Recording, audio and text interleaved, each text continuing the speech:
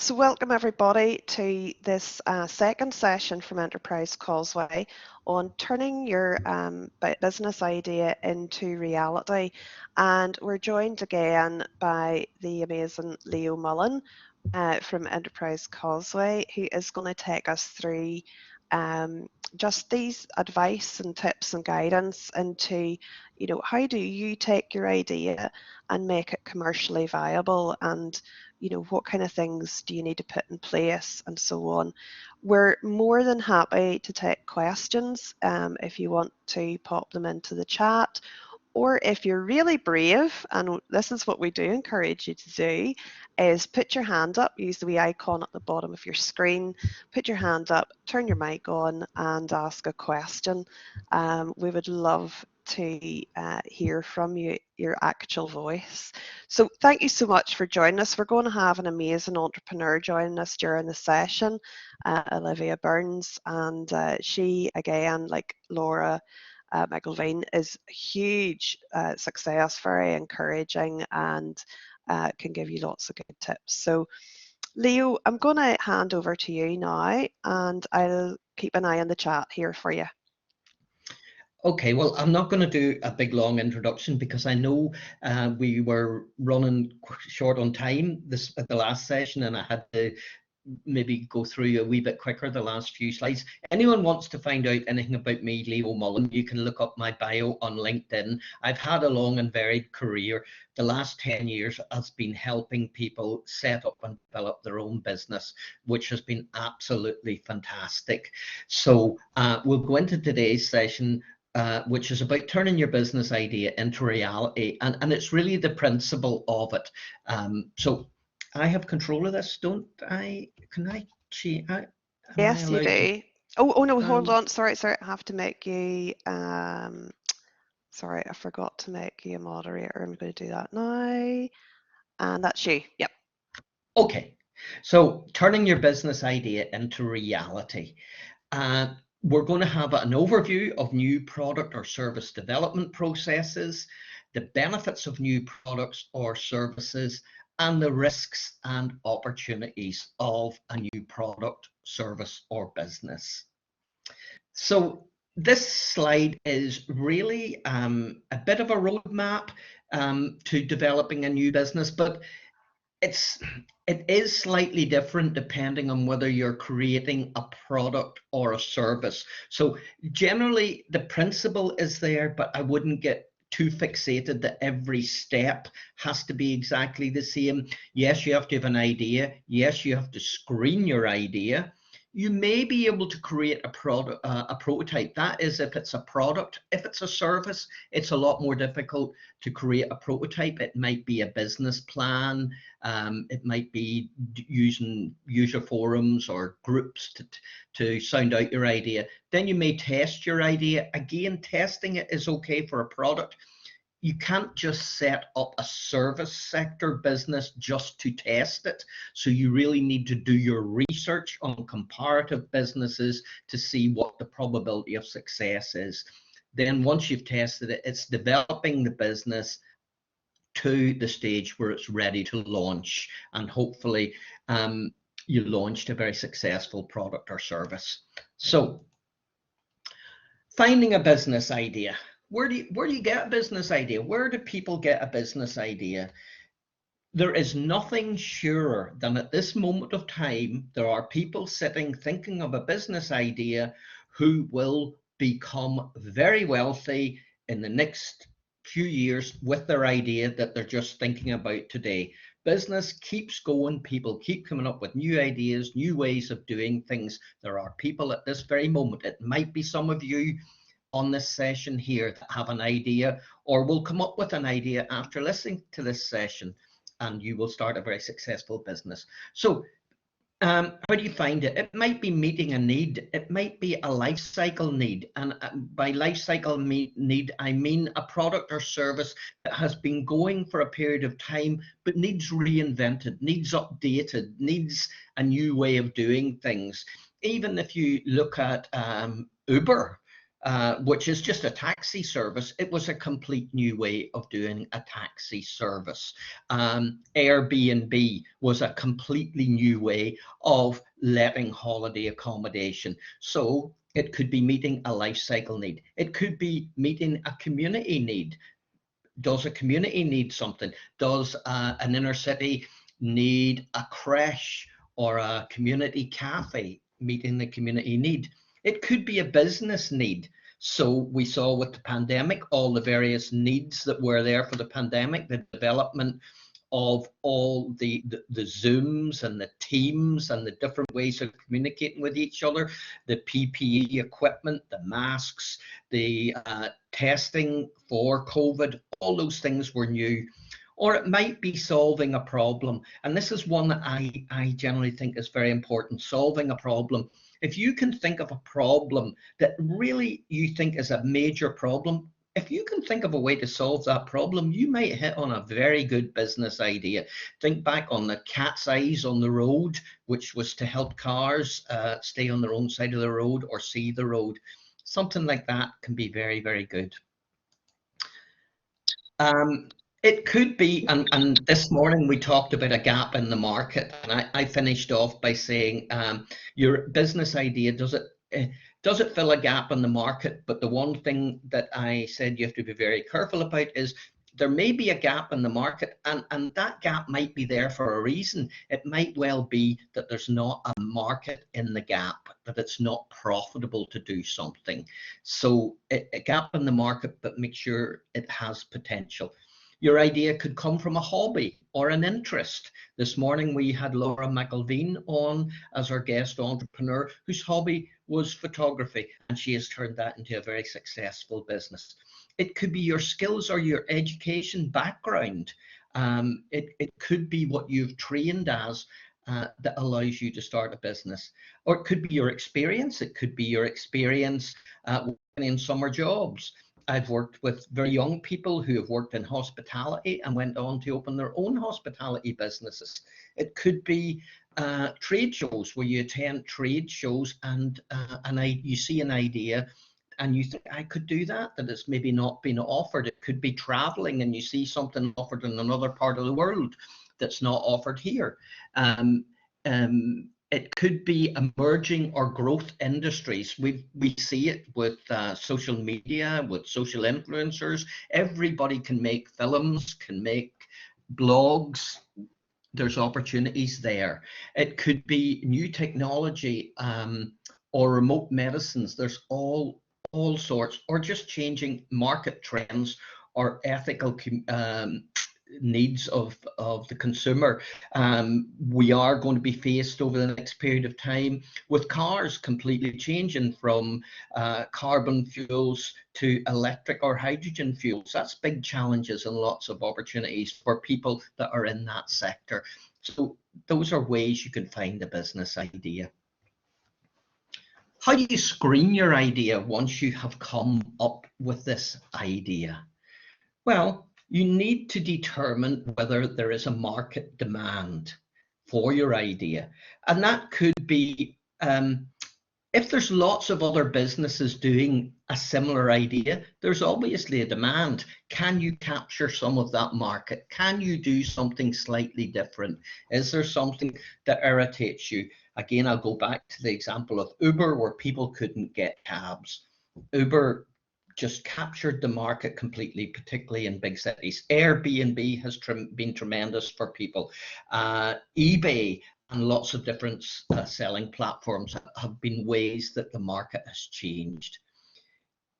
Does it meet the needs and wants of the customers? People's choices in fashions, in food, and in consumer items are continually changing. Their demand for certain different types of services completely changing. So does your idea meet the needs of the consumer? Consumers are becoming more and more aware of the need for ethical products and products that don't have harm on the earth. So does your product or idea, does it meet the needs and wants of the customers? I don't think the minute we've seen big changes if not that many people buy newspapers and magazines nowadays, they can get them online. There are still some available. It would be a difficult market to get into. So the needs are being met in other ways. Then if you have your idea, what is the rate of return for your idea? What sort of profits are you going to make on it? Is it a huge investment? Can you make money back? Is it a very small investment? And is it a local type business? Does it best fit the visions and goals of the business? So that would be if you were an existing business and you were looking to create a new product or start a new service. Does it fit within the ethos of your business to do or develop that product? Is it technically feasible, and can it be done? Can you do it? Do you have the expertise, or are you going to have to go to somebody who is actually going to make all the money developing that idea, and you won't make much? Is it feasible? I've had people with what sounds like very good ideas and they're just not technically feasible. How quickly can you get this product to market? Most products can be reverse engineered.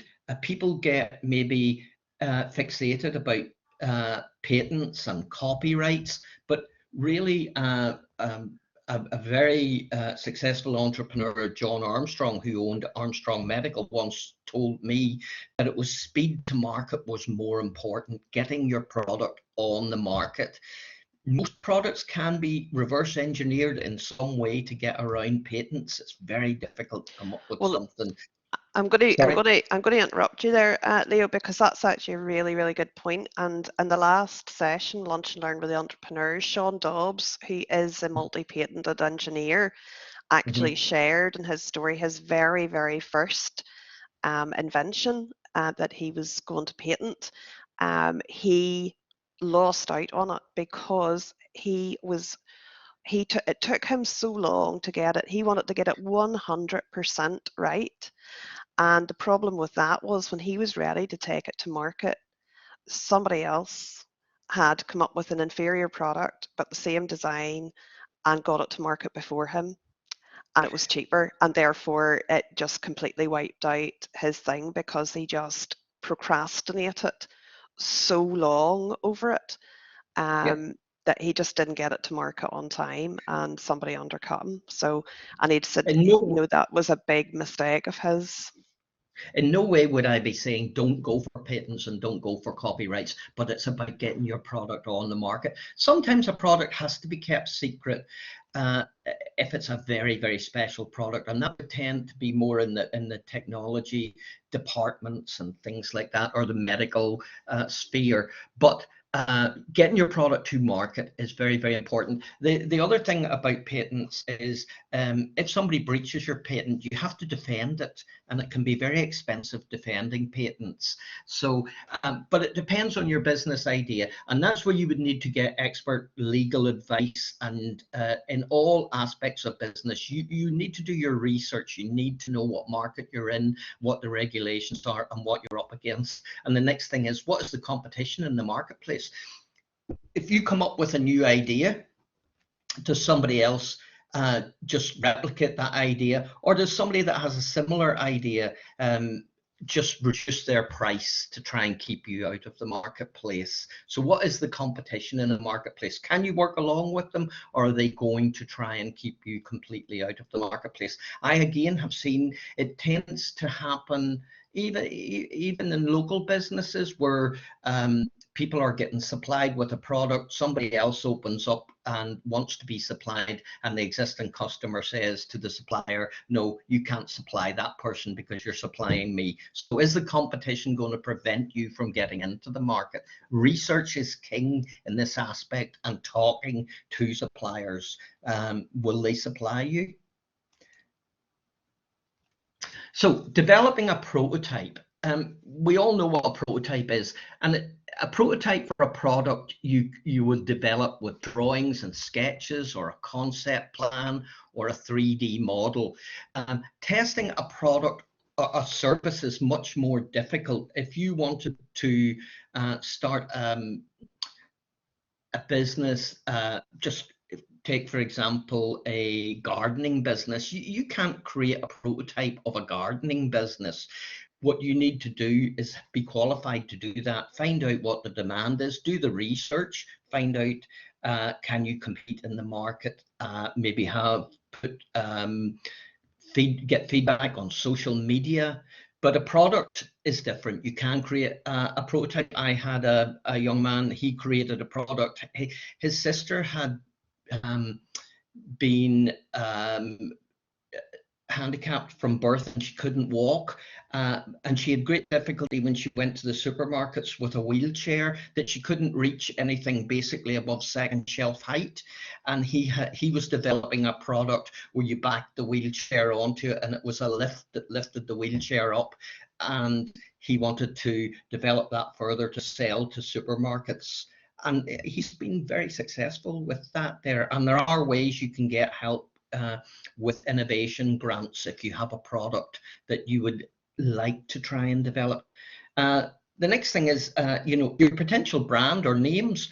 Don't dismiss a name or a brand as being not that important.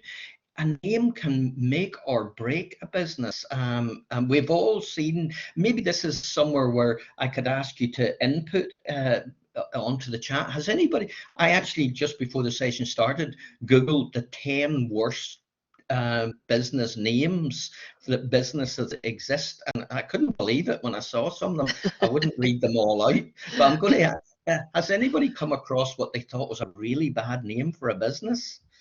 Yeah, pop that into the chat. We do want to encourage you to be interactive in this session. So, please do drop any questions, comments, anything into the chat. That would be great.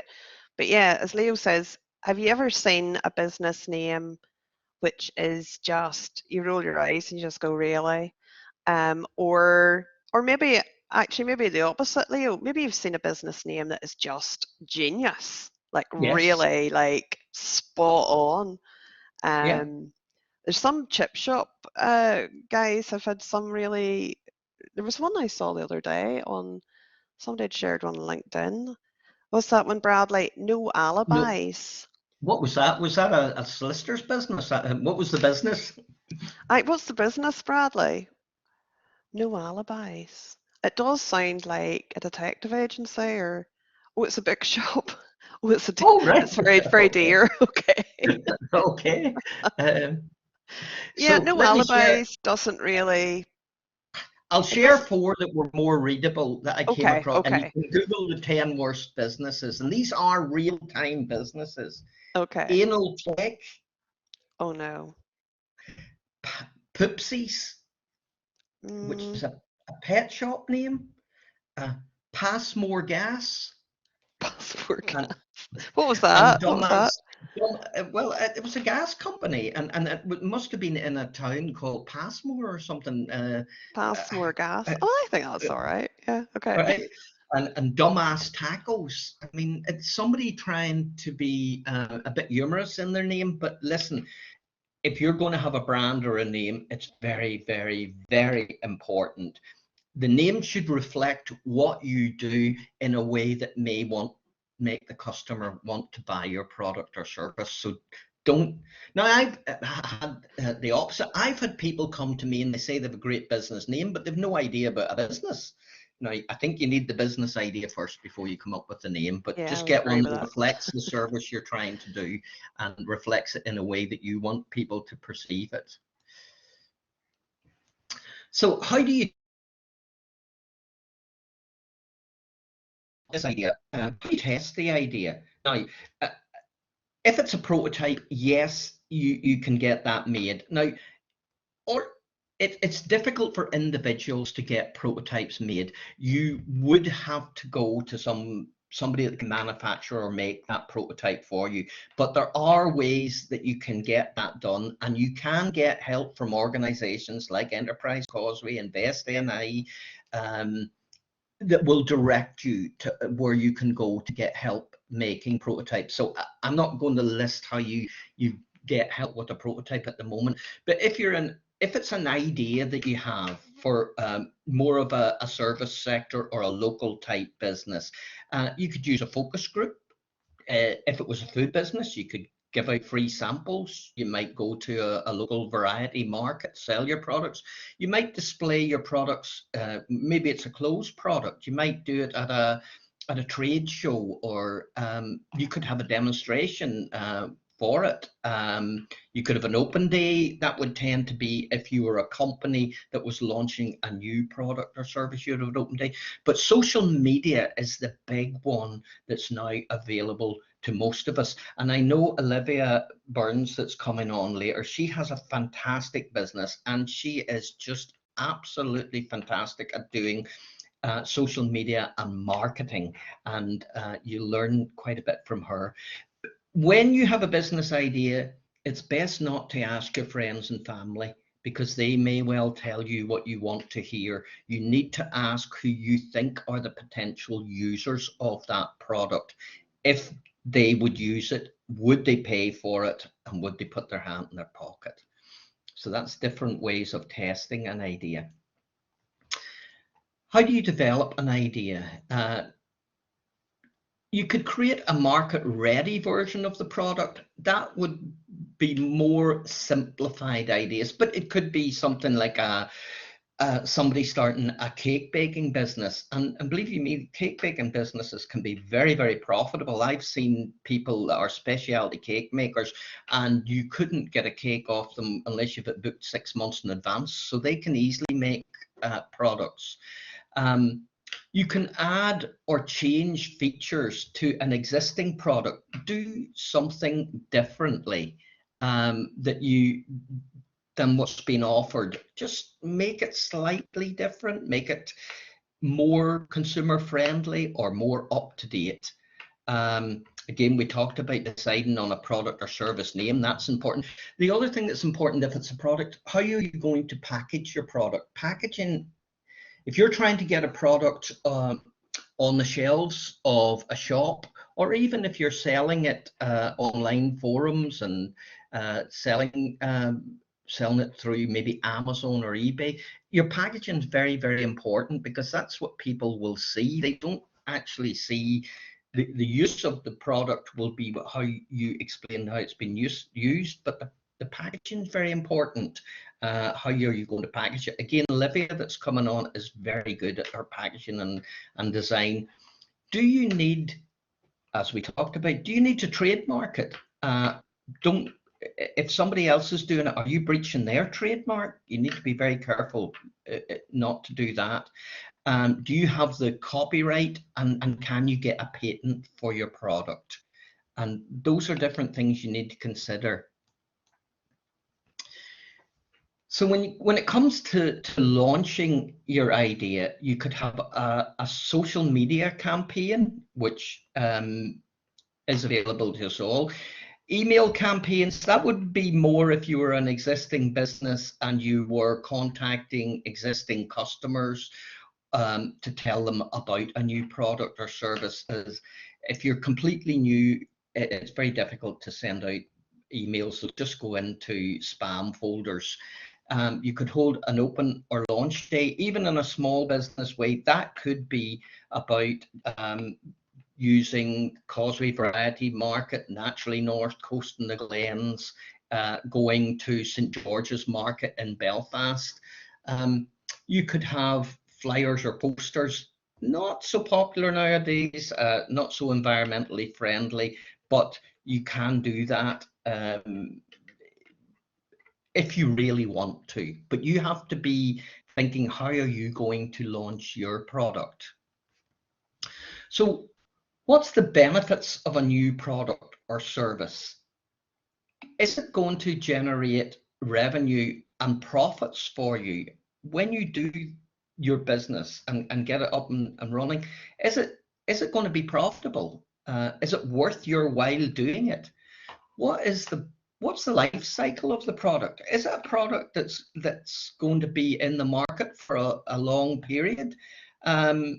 Or is it something that's going to be very short-lived? Is it something that it will go out of fashion very quickly and that people won't want it? does it give customer value? Or are customers going to perceive this as adding value to their lives, or is it cheaper than what they can already get? And how much of a market share can you get for it? Or indeed, are you looking for a big part of the market share, or are you just looking to have a business that trades locally? If that's what you want, are you going to get enough customers locally? And what effect would your new business maybe have on society? Is it something that is going to have any effect on society, or is it just a shop or another service? But if it's got something that's going to be really different for society or help society, then you want to major on letting people know about that. I think, can we go back to that slide again, Yeah, yeah, Leo, there? sure. Yeah, yeah. No, because I think those are really important points there.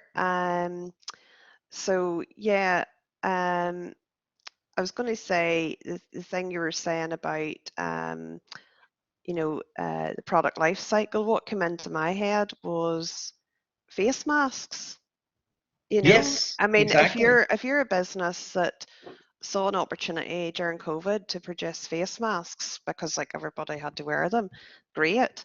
But as those are coming to the end of their life cycle, as people don't have to wear them anymore, I would love to ask the guys here listening, what could that business do? I mean, are they going to have to shut down their business because they're not no longer going to get sales of face masks? It would be just an interesting one. I'm just throwing that out in the air here and let people answer in the Yeah, chat. where you might find product life Just as an cycle idea.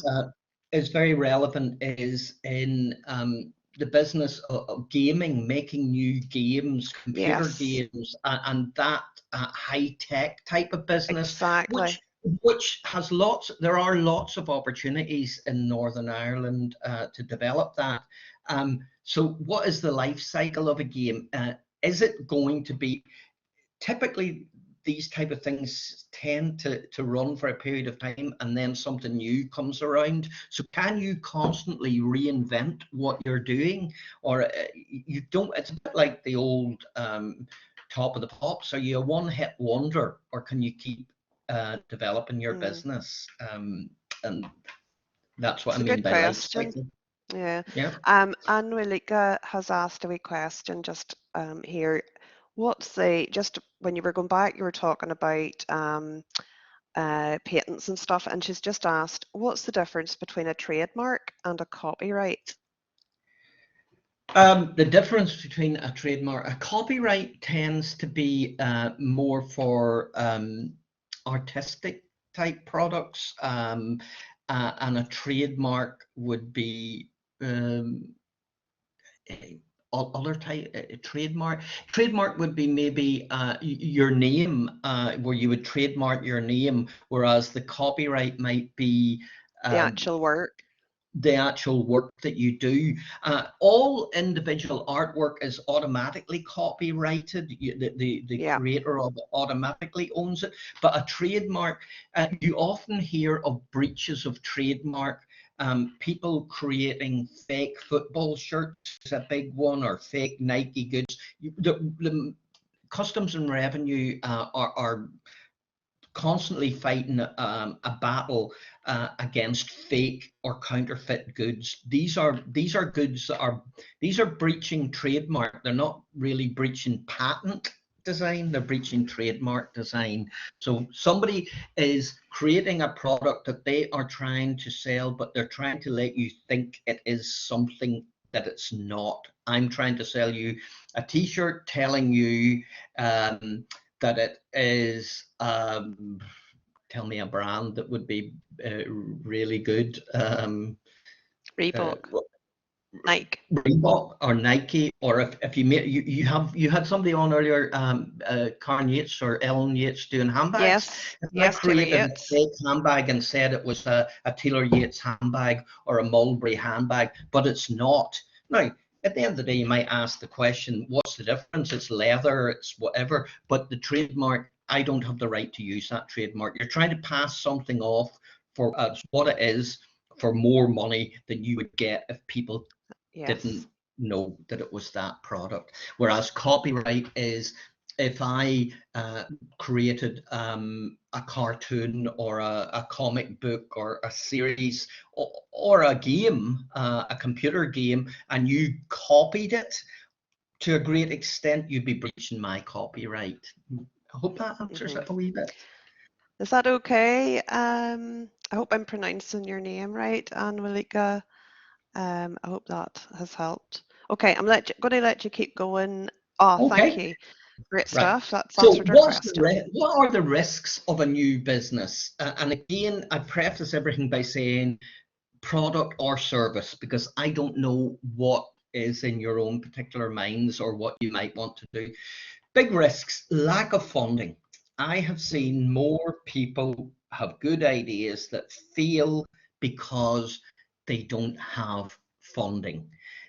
Listen, if you have enough money, you can do anything you want. It's as simple as that. But if you don't have the money, it's going to be very, very difficult. What you'll have to do is convince other people, whether it be banks or investors, to lend you some money to create that product or service.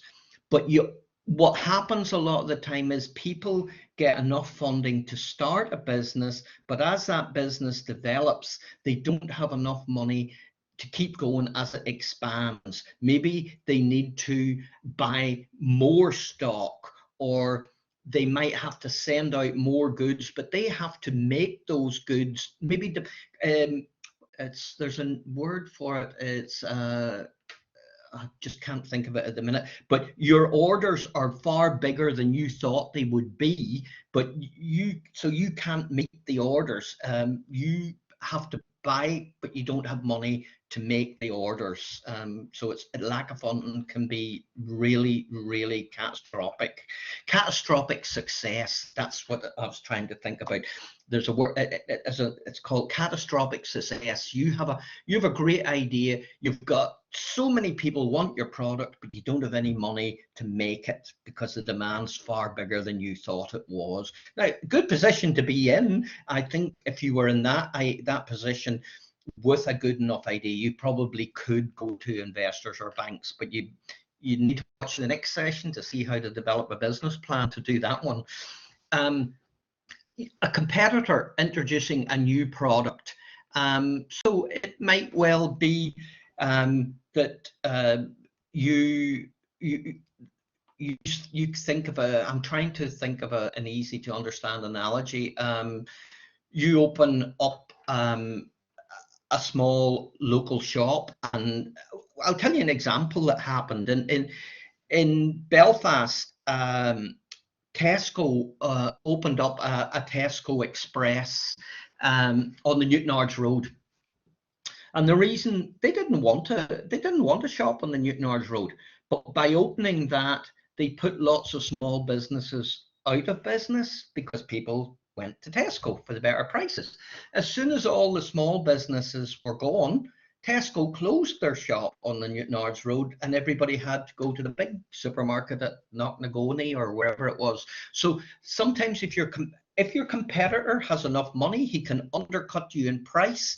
He can make it very difficult for you to get traction in the marketplace. So you need to know your competitors and who you're coming up against. Can you actually survive against a well-established competitor? Another problem can be ill health. If you're starting up a business on your own, it can be very, very stressful. And if you're the only person that's involved in developing this business, and you fall ill, or if you have an accident, that could just be the end of the business. When I first started in business, I liked playing sport. I liked playing rugby. I had to stop doing it because I couldn't afford to get injured, because if I wasn't there, nobody else was going to do it for me. So ill health can be really catastrophic for a business. And then you've unforeseen circumstances, and you might ask, what's unforeseen circumstances? Well, we've just seen it over the last 2 years. Imagine if you'd started up a bar or a nightclub or a hotel just 2 years ago when COVID could come along. I mean, oh, I don't know. You probably couldn't survive. There was a few grants, but it really wasn't enough to keep. Pubs in particular were very, very hard hit. It could be a change in consumer perception about the product that you're making or selling. It could be just a complete change of views. That makes just macro circumstances that you haven't thought about can have a detrimental effect on your business. So how do you address opportunities? There are funding opportunities. They are getting more difficult. Again, COVID had a big effect on this, and a lot of funding dropped off and had to be used for other things. But there can be funding available, and you won't know unless you ask. And you have to research and find out if there's any funding or help with your ideas. Is there a population increase? If you're thinking of starting a local business, there may be new houses being built, new opportunities there. The new opportunities with selling online has allowed a lot of people to start businesses direct selling to the whole world. So there's opportunities there. Can I just say, before you go on to Olivia, yeah. I just want to say, under the funding opportunities, if you are a student here at Ulster and you do have an idea for a business, then there are opportunities, actually funding opportunities just for student entrepreneurs. Through the likes of Enterprise Ireland. Ideate Ireland is running a funded competition at the moment through Catalyst, places like that there, where actually your business idea could win you thousands of euros or thousands of pounds. We have a number of students at the minute who are taking part in the Enterprise Ireland Student Entrepreneur Awards, where the top prize is €10,000 and there's 10 runner-up prizes of €1,500. So you've got there's 10 runner-up prizes, which is amazing. You would never get that, Leo. Sure, you wouldn't in the real world. No, you just wouldn't get that money. That's a wonderful opportunity, and super opportunity. Yeah. If you have an idea, and even if you think, oh, this mightn't be too good, you need to speak to people about it. Speak to Jackie. Speak to people that are helping on the course, and see if that's a possibility, because it might well be you might be sitting on the next real big thing. Mm-hmm. I have very little time to talk to you today. If I had you all in front of me, I would be showing you lots of examples of businesses that started off very, very small and have become very, very successful. There'll be new, as I said at the start, there'll be people starting new businesses today or thinking about them that have never done it before, and it could well be you. But I'm gonna, if Olivia's on, Olivia is one that thought about it, and she's one that's done it.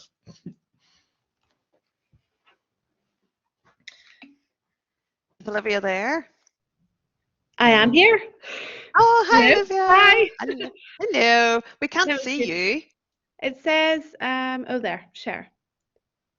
Yay, we can see you now. Yes, lovely to see you again. Saw you in Fidela Coffee there a couple of weeks ago. So yes, I was there speaking for International Women's Day, so that was good fun.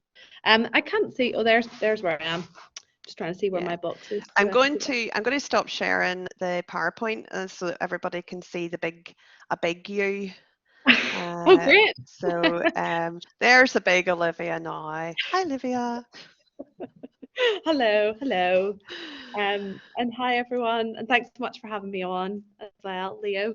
It's lovely to be here and to talk to everyone. It's weird as well because you don't get people talking back to you, but I'll just keep talking at you. So my name is Olivia, and a bit of background on me. Well, firstly, my business, is called Olivias Haven, which is a home fragrance business, which I started in February 2020. Before that, though, so my background is that I was from Coleraine originally, and I went to Newcastle University to study marketing and business. And from there, I went and worked in London at various companies, some big global companies such as Hasbro, working on brands like My Little Pony and Nerf and Star Wars and things like that. And then I also wanted to work. Oh, I can hear myself. That's weird. Sorry. It's gone away. And then I also wanted to work in startup businesses. So I worked in a few other companies in London as well, such as like Mind Candy, and again worked in the toy industry. So really nice, bright, colourful marketing and branding things that I got to do. And Mind Candy, they worked on, they developed a brand called Moshi Monsters, which was massive at the time. So if you had any kids that are maybe like, I don't know, maybe like 8 or 10 now, that you maybe have heard of Moshi Monsters, because they were huge at the time. And then eventually the call for home came, and I just, well, I feel like I would just wanted to get back to Northern Ireland eventually, and I'd been there 5 years, so I moved back to Northern Ireland and worked in Belfast for a while. And the last company I was at, just before I started Olivias Haven, was a health tech company, and I worked there as head of brand and marketing. And so I worked there for ages, and for like 18 months, but at the same time I was developing Olivias Haven, because I always had an urge to start a business. I don't really know where that came from. I think maybe I saw my mum had her own business, and my mum's sisters all had their own businesses, and so I suppose it sort of took the mystery out of it for me a little bit, and I looked at the lifestyle and how they all worked, and I thought it was good, and it sort of inspired me to start something, but I wasn't ever sure what my business might be. So I was always developing little ideas and sketching products out. I always wanted to be a product business because that was my background. And then I landed on candles because I was sitting one day just thinking about, like, what is it that I really, really love? And I had about 10 candles around me all lit. And I was like, it's candle. Obviously, I love candles. Let's try and develop that, and develop something that's really unique, because obviously candles are not a new thing. It's a really busy marketplace. So I saw it as a bit of a challenge to make something that was really beautiful and to stand out. So I worked really hard developing the look and feel of my products. Meanwhile, when I'm also still working full time, but just at the weekends and in evenings, I would be working on this idea. And then I developed it to a point at which I had got a full range together, and I liked my idea. So I was in Belfast at the time, so I joined the Go For It program that they had, and they helped me write a business plan, which was really helpful, and it was actually really straightforward and easy to do, because I sort of thought of writing a business plan was this really big scary thing. I didn't really know where to start, and that's like my background's business management, so yeah, they don't really teach you sort of how to write a business plan when you do that, but they were really helpful, and put together a business plan with me, so it was really easy to do. And then I went on to a Kickstarter program, and at that point I got mentorship. So I had a mentor who was basically guiding me through from the idea stage right through to just getting my products actually to market. So she was just brilliant, a lady called Rosemary Morrison. So she was really brilliant, and we would meet up once a week, and she would just talk to me about my progress, and she sort of held me accountable, which was great. And as part of that Kickstarter program, then I also I got our first piece of equipment, which was like over £1,000, which was our first big melter. So for me, that turned the business from just more of an idea into a reality. So that was a big moment for us. And then from there, got my piece of equipment. I had the idea of the business, and then I sort of hadn't told anybody about it. So I decided that I was approaching my 30th birthday, and I thought my 30th birthday is a great day to do it. So I just put my first post up on Instagram and just told the world that I was starting Olivias Haven, and sort of that was it. And it was really good to do that, because it again held me accountable that I was actually going to start the business. So I think doing something that sort of telling the world about it is a really important thing, or else you can keep the idea with you forever and never actually start. So that was really important. And then after that, I'm still working at Neurovalens, but I'm also developing my website. My website's developed on Shopify, so I just worked away at that myself. Really easy to do myself. Didn't pay anybody to develop it. Worked on all of that, but then also continue to try and grow my Instagram as well. And then there was a point at which I was called into a meeting at work in February 2020, and we were told basically that our whole marketing team, there was like 6 of us, that the jobs were all going to be made into, it was just going to be one job available. And so basically we could either all apply for this one job or take a 3-month redundancy package. But at this point, I had all of my sort of ducks in a row for Olivias Haven, and I was sort of ready to go. I developed the products and how they looked. I had my machinery. I got my place at home where I was creating all the products. And so I decided, I thought this was an amazing opportunity actually when I was called into that. So I took the 3-month redundancy package and saw it as a chance to just grow my business for 3 months and fully focus on it, which is what I did. And then so I left the business. I left Neurovalens on the 27th of February 2020, and in the morning, and I put my website live that night. And because I'd already been growing my Instagram, the orders already started to come in, which was amazing. And from there, I just really knuckled down and started to work really hard at it, because for me, I had a 3-month deadline, because I'd have to start, in my head, I knew I'd have to start looking for another marketing job and things like that at that point. So I just worked really hard on growing Instagram. And just getting orders and things out the door to customers. And then some really good things happened. Like I started getting loads of really great reviews from customers. I was growing Instagram, I was building my email list, and then we just started to get some really nice press pieces in the likes of like the Irish Times, the Daily Telegraph covered us as well. So just some really key bits of press, which then grew, gave us a real big boost of orders and audience. We were even on interviewed on RTE 2FM in their really early days about the business as well. So just took every opportunity to get my products out there, and that really helped grow the business to the point at which it was all becoming almost too much work for me. And I remember I got an order actually for about 2,000 candles, and that was the moment at which I was like, this is too much for me to do on my own right now, to do everything. So I then added a member to the team part-time. So Joanne came and joined us in September 2020. And then leading into Christmas, my business partner as well, Aaron, and partner in life, he joined the business too, full-time. So at that stage, we had 2 full-time people plus Joanne, and going into Christmas, and it was just hectic. It was really busy. Everything kept growing. And we also did like a pop-up event in Coleraine, which went really well. It gave people a chance to smell the products, but it also gave us a chance to like test our offline strategy, because to date everything was totally online. And then going into 2021, we asked Joanne, I remember that was a big moment to ask Joanne to come on full time, because that was the first time we were going to be paying like somebody's salary for the first time. So that was a big deal and a big milestone for us. And luckily she accepted, and she came and joined us full time, which was brilliant. And she helped us with packing orders and pouring products.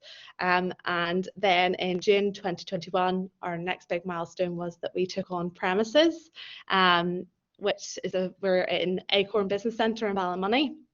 So that allowed us to move. Previously we were at my parents' place in like some little outhouses. So this gave us a chance to really professionalise the whole business as well. And we've moved into these 5,000 square foot premises, which when I was shown around them the first time, I just thought they were absolutely enormous, and we had no need for this level of space. But if you look around here today, we've got every room filled and we're busy. So I think as well, we weren't maybe, in my head, I maybe wouldn't have thought we were ready for that stage, but it's amazing when you take those leaps, how things all start to fall into place.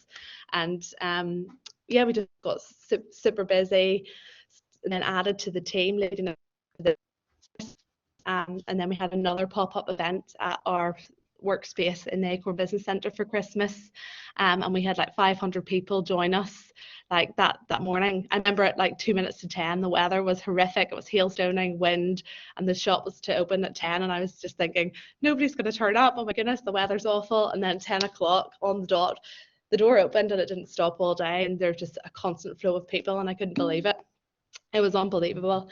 We had a really successful Christmas, and then so moving into this year, we just continuing to grow the team and professionalize everything as well, and also we have customers all over the world, but largely, we have great support from Northern Ireland, a customer base, but we really want to grow as well in the rest of GB and just grow our general brand awareness. So that's sort of the stage that we're at, but really happy that I took the leap. And the 3 months redundancy, obviously, I never got another job. I worked full time at Olivias Haven because after taking that leap, there was never any time as soon as I started it to even think about getting another job. So it was definitely the right choice for me. But that's sort of where we are. That's my story so far. And things I've really learned is just like be totally obsessed with your product, or if you're doing a service, like you have to absolutely love it, because it is such hard work, and especially when you are doing it completely on your own with no support. So there are really tough days where you are working like from the minute you wake up to the minute you go to sleep, all day, every day, like totally exhausted. So you have to absolutely love what you're doing, which I do, so that's great. And then also I would say just totally be original. I spent ages making my products stand out and look amazing. Well, I think they look amazing, but I spent ages working on them, making them as beautiful as possible. And it really pays off at the other end when you actually go to launch your product. It just makes it so much easier, because the digital world is such a noisy one. So if you can spend time making your product stand out in those early stages, definitely do it, and really take time to think about that. And definitely, like I say, be original and don't copy anybody else either. Just really focus on doing your own thing, and you will definitely stand out, and it'll make your life so much easier. And also, don't wait too long, like to start your business. I know like people who have I spent probably about 18 months, but I was always developing it, and I maybe wouldn't have taken the leap if I didn't have the redundancy moment and all of that. But I'm so glad I did. So I'd say to people, like, it's a balancing act. Like, make sure you've done enough work, but just start it, and maybe start it just before you're ready, before you think you're actually ready, and then you just have to take that leap and go for it. But just don't hold on to the idea for too long, because you need to sort of get that proof of concept and just start going. So yeah, those are my tips. But that's it from me, I think. That's amazing, Olivia. Thank you so much. Some comments coming through in the chat, and people saying that they follow you on Instagram, they love your products and all. Follow us on Instagram. Look up Olivias Haven on Instagram. Yeah, I would love that. and I shared your website on the chat there as well for everybody. Okay. Yeah, but it's funny actually, just what you were saying about don't wait too long. Before I get into the questions that have been asked in the chat by the students, we had the lunch and learn with the entrepreneurs there, and we had Andrew Trimble and Amy Oliver and Ellen Yates and Sean Dobbs, and it was interesting because that thing actually came up twice with Andrew Trimble and Sean Dobbs about not waiting too long, because Sean had, and it was from both sides of the coin. So Sean waited a long time before he launched his, I think you maybe were on the call when I said this, his product, but got beat to market by somebody else because he waited too long. He was, and it's this thing, I remember being at one of Jane Taggart's Lead to Grow conferences one year, and I remember whoever was speaking was doing the thing about stop waiting until it's 100%, 75% is enough, and then go. And then you can figure out the rest as you go along, you know. Yeah, a lot of it is figuring out as you go. Like, I didn't know all these things. I've learned so much. It's been a very steep learning curve, but you just have to learn it. So you just do. And you speak to other people who have started businesses. And so don't wait until you think you know 100% everything about business, because you won't. So just make sure that what you're working on is the best it can be. And then you'll I thought it was a good idea in hindsight, looking back now, starting it on Instagram and talking to people and sharing the products before I launched it, because it just gave me that confidence that I was on the right path, I was on the right lines with everything. So, and everyone seemed to love what I was creating. So that was like a big tick, like a proof of concept for me before Good. starting. No, that's good. Actually, that maybe some of those advices. Brona had asked, what advice do you wish you had when you first started? And I think you've maybe sort of answered your own question, that question with some of the Yeah, stuff. Was there any one yeah. particular Well, piece of advice you look back and you go, I wish somebody had told me that before I started my business? I'm trying to think now. Probably just not to like worried. I don't know. Like I probably I was so. No, I'm trying to think what I would even think to Maybe say to not. that. Maybe We'll not. come back. I'm sure there are. I'll come back to We'll that. come I'll back come to back to it. it. I'll Come come back back to it. to it. Okay, so Maya has asked, do you think working with influencers or group giveaways or gifting products has helped your business? So, it's a Yeah, very popular way on socials at the minute, isn't it? it really is. But I would say as well, do it with caution as well, because you need to be careful like who you work with and stuff. I would say people think it probably the influencer gifting thing has really reached a saturation point, or at least getting to that point. I find actually collaborating with other like-minded businesses, like we did collaboration with Zara Ceramics, and like that worked really well because she made a wax burner and we made wax melts, and like that sort of type of collaboration works better for our business anyway. Than, I think it depends on your business, but for our business that type of thing worked better for us than just simply gifting.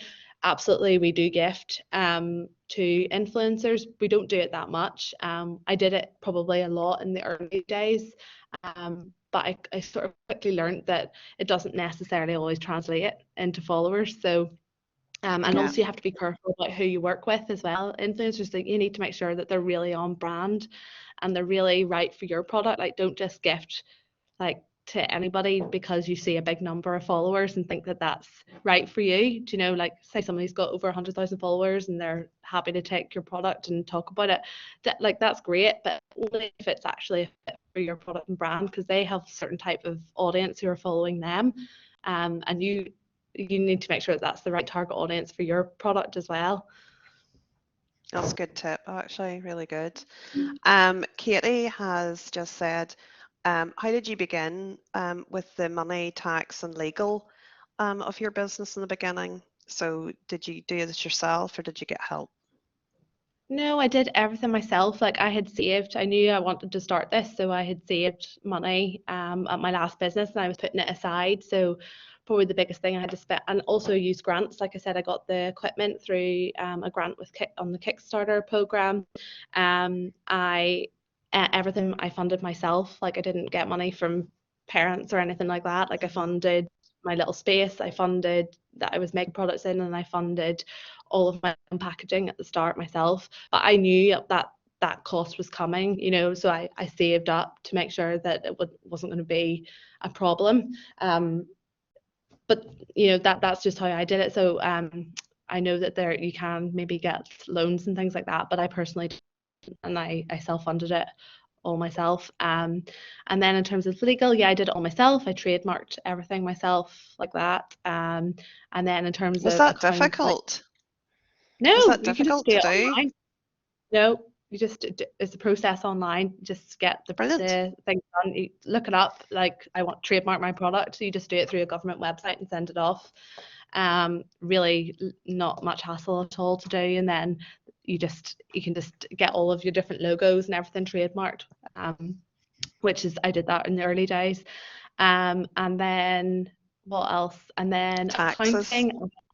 I had a girl who initially helped me with accounting. Sorry, I did have help with that, because I was worried about getting things wrong and stuff like that when I started, so I wanted additional support. But largely I did it myself, and she just checked over things. But I quickly moved away from that, and when Aaron joined the business, he took over all of the accounting side of things, and then we also have our accountant who also puts things, files all of our accounts and things every year. And then we do everything through, like, we use QuickBooks, which is so easy. to manage everything. So Mhm. definitely do that from day one. That's probably one thing. Definitely start doing your accounts from day one. Because it is such a hassle to go back and look at all your different costings and stuff like that. Keep Even records, before record keeping. everything, because it is a lot of work when you have to go back and try Yeah. to work out everything that you've spent on your business and things to start. That's good. Listen, we're running out of time here because I'm very conscious of the fact that poor Leo has to deliver the next session in less than 15 minutes. There was one last question, and then we're gonna sign off, and that was from Yeah. Demiller. I can't pronounce your name. I'm sorry. What has been your USP in terms of marketing? So our USP was very much about making our products beautiful, but also telling stories through scent. So telling stories through scent is our main thing. So all of our products start with, they all celebrate a person, place, or thing that I love in my life, which is why it's called Olivias Haven, because it's like things from my world. And then, so that's the main sort of USP center of the product. That is brilliant. Listen, thank you so much, Olivia. I'm sorry we're sort of, I could sit and listen to you and talk to you all day about this stuff. It's great. It's so inspirational. And I mean, I'm so overawed by the fact that you started this business during lockdown, which was only in 2020. And here we are, only at the beginning, really, of 2022, and you're already employing, what is it, 8 staff? Yeah. Yes. You know, that's kind of phenomenal, you know. So, but thank you so much.